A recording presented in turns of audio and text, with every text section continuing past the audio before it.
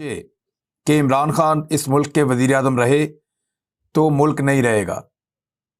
یعنی کیسے ایک فوجی جرنیل اس نتیجے پر پہنچ سکتا ہے کہ فلاں آدمی اگر پاکستان کا وزیر اعظم رہا تو یہ ملک نہیں رہے گا. اب ان کو یہ ثابت کرنا پڑے گا اور یہ بتانا پڑے گا. یہ سوال اٹھایا جا سکتا ہے کہ جناب آپ کو کیوں لگتا تھا کہ اگر عمران خان وزیر اعظم رہے گا تو یہ ملک نہیں رہے گا.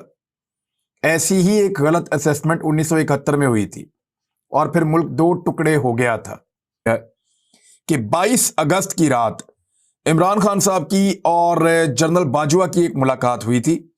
جنرل باجوہ نے اپنے سائٹ کی سٹوری جو ہے وہ سنا دی ہے جاوید چودھری صاحب کو.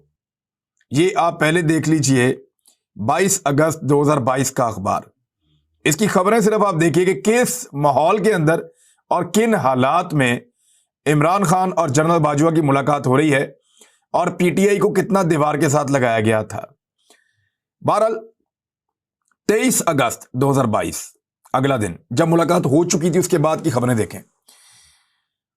مین ہیڈنگ اس کی یہ ہے کہ عمران کے خلاف توہین عدالت کارروائی، خاتون جج کو دھمکی، اسلام آباد ہائی کورٹ کے تمام ججز کا نوٹس جاری کرنے پر اتفاق، لارجر بینچ آج سماعت کرے گا.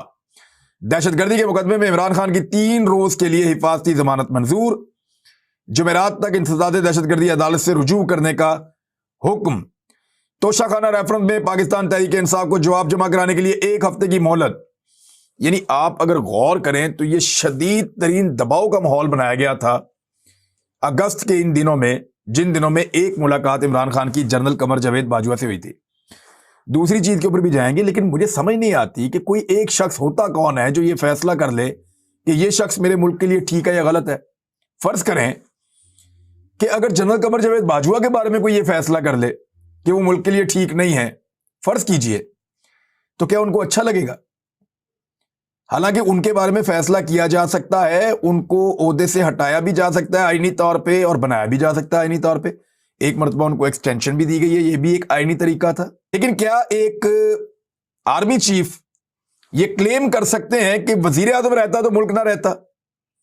یعنی وزیر اعظم کی اتنی اوقات ہے کہ وہ انٹرویو دیں گے اور وزیر اعظم بنیں گے، اور جب پسند نہیں آئیں گے تو وہ ہٹ جائیں گے اور کوئی اور وزیر اعظم بن جائے گا.